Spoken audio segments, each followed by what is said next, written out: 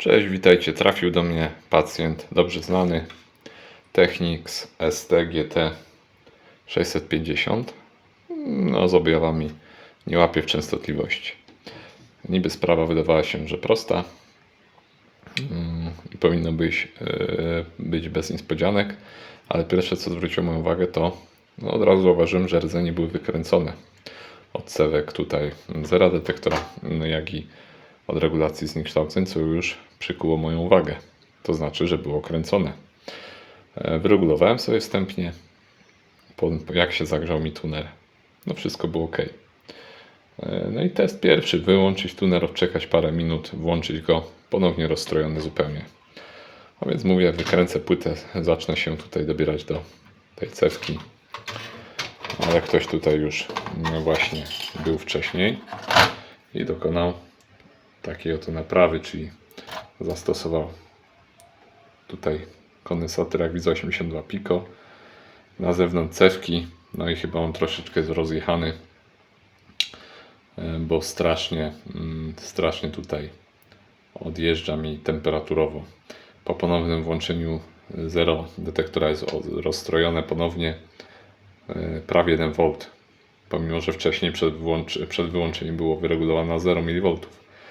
Także trzeba to odlutować, wyjąć cewkę, zobaczyć co tam w środku zostało zrobione.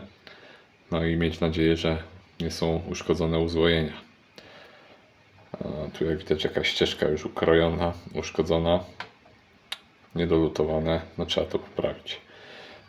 Kolejną rzecz, którą zauważyłem, to nie trzyma pamięci, zupełnie nie trzyma pamięci. Po podłączeniu tam na minutę od zasilania resetuje się pamięć. Więc trzeba będzie wymienić kondensator podtrzymujący pamięć mikroprocesora.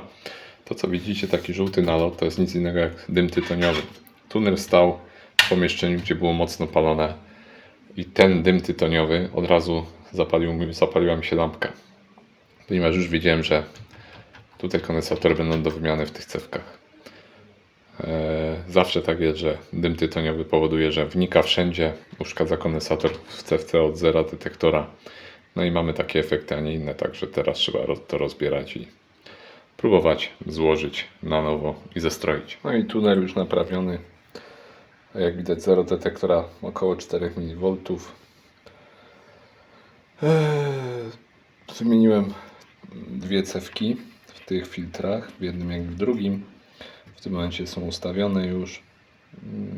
Tak jak podejrzewałem, ten nalot od nikotyny nie wpłynął dobrze na kondensatory, więc je musiałem wymienić, dobrać się do nich. Tutaj nie mieliśmy połączenia na tym złączu łączącym nam płytę główną z wyświetlaczem, przez co nie chciał się włączyć. Tuner nie miał zasilania po prostu. No i co? No to ta rzut oka na parametry, tylko że ja wyłączę oświetlenie. No i tak przedstawiają się parametry: 300 kanał lewy, 300 kanał prawy, SNR bardzo wysokie, 66-68 dB, więc bardzo fajnie wyszło, niskie zniekształcenia. Stereo separacja 53:6, czyli około 407 dB. Prawy do lewego również 48 dB SNR. Czułość minus 80 dB. Jeszcze mam powyżej 40 dB, minus 85. No to już poniżej, więc czułość około 83 dB, to jest 10 mikrovoltów, więc wszystko zgodnie z producentem. No to tyle. Tyle z tego.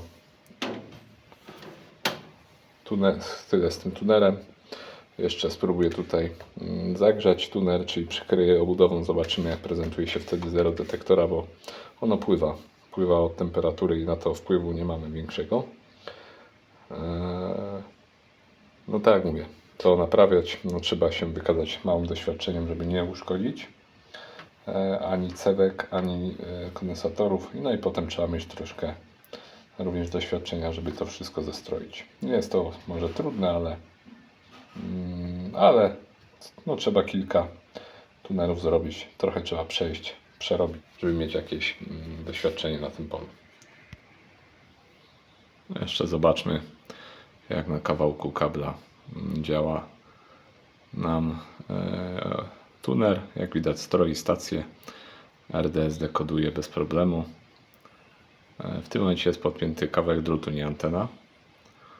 No i radzi sobie bardzo dobrze. Zobaczmy jeszcze u góry pasma.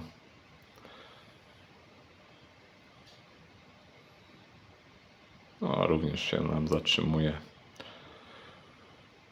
Radio Z, nie, Max. Radio Z gdzieś 105,3 tutaj. No i wszystko działa poprawnie. Tuner wrócił do żywych. Także tym kończymy. Pozdrawiam. Hej.